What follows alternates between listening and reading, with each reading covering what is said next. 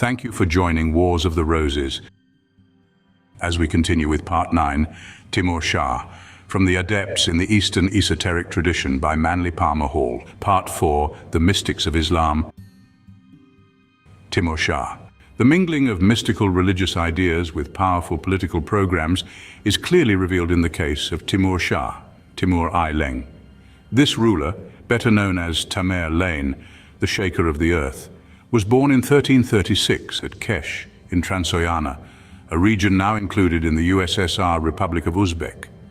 Through his mother, he was the great-grandson of Genghis Khan, and, like his illustrious ancestor, was originally a petty tribal chieftain in the neighborhood of Samarkand. His career developed around the concept that there was only one God in heaven, so there should be only one ruler on earth, and in 1369 at Samarkand, he was proclaimed sovereign over a conglomeration of peoples.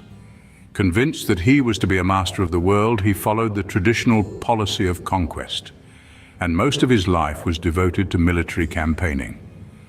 Like many Asiatic princes, however, he combined the attributes of a despot with those of a scholar. Ruthless in warfare, he was devoted to art, music, and literature, and having become master of a region, governed it with tolerance and wisdom.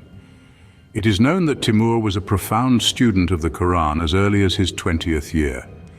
He was acquainted with the numerous commentaries upon the basic writings of Islam which had been prepared by mystical sects, and he was much given to metaphysical speculations. According to Eastern records, Timur left several manuscripts, of which the most important are the memoirs and institutes. Timur died at Orta in 1405. His body was embalmed with rose water and musk, enclosed within an ebony casket, and returned to Samarkand for burial. By the time of his death, his empire extended from the Great Wall of China to the frontier of Asia Minor, and from the Sea of Aral to the Ganges and the Persian Gulf. He was contemplating a campaign against China at the time of his demise. In the creation of his vast domain, according to one writer, he extinguished 27 separate states and 9 dynasties. Illumination representing Timur Shah receiving the homage of a conquered king, probably 19th century. The books written by Timur were discovered after a diligent search and presented to the Mughal Emperor Shah Jahan in 1637. Critical Western scholars are inclined to some doubts and reservations about the authenticity of the writings attributed to Timur, but they have been generally accepted by Eastern historians.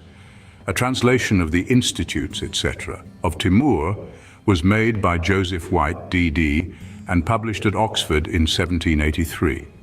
The English version is unusually sympathetic, considering its source, and we must recognize Dr. White as an honorable and careful scholar. Unfortunately, this translation is scarce, and it has not received the consideration and approbation which the text deserves. From the Institutes, it would appear that Timur leaned heavily for advice and judgment upon a mysterious sage whom he called his ghostly father. In the text, this elusive sage is consistently referred to as the Pir, a word of Arabic extraction which signifies all that is venerable. In moments of emergency, and especially on such occasions as required broad policies for the just administration of conquered territories, this Pir communicated with Timur, and several of his letters reveal lofty and noble sentiments. Summarizing the contributions of this remarkable and sanctified scholar, Dr. White writes, Kutub ul Aktuab Sheikh Zine-uddin Abu Bukur, a devout and learned man descended from the Mahmudan lawgiver who foretold to Timur the power and greatness to which he would arise.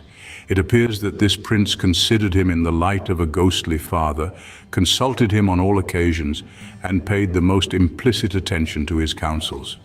It would seem that this wonderful philosopher was a dervish, a member of a sect for which Timur had special regard.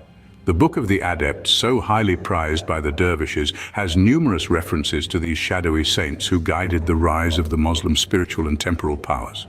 Timur surrounded himself with scientists and prominent intellectuals. In one place he writes, "And with the assistance of astrology, I ascertained the benign or malignant aspect of the stars, their motions and the revolutions of the heavens."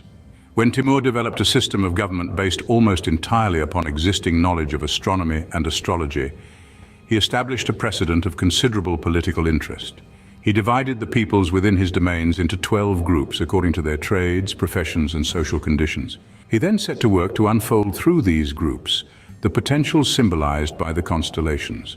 Later, Timur placed over each of the divisions a counselor or leader who was responsible to him for the people whom each directed. There was also a privy council analogous to the planets, and this operated through all classes. Finally, this remarkable person imposed upon himself 12 rules, based also upon astrological concepts, convinced that only by governing his own conduct was he entitled to rule over others. Timur learned discretion and discrimination through a hazardous career. His practical teachers were trial and error. He might not have done so well had he not received counsel from his ghostly father. This wise old dervish reminded Timur that it is one thing to build an empire and quite another thing to preserve it. Courage builds, but only discretion preserves. Stronger even than the powerful person of the prince is the code of laws which must survive him and continue to serve the people after he is gone. Weak men elevated to high positions can sometimes preserve the state if the laws are strong and just. Thank you for watching, and please don't forget to share, like, subscribe, and comment. And if you can, please consider donating to Wars of the Roses. Links to PayPal and Patreon are in the description. Thank you so very much.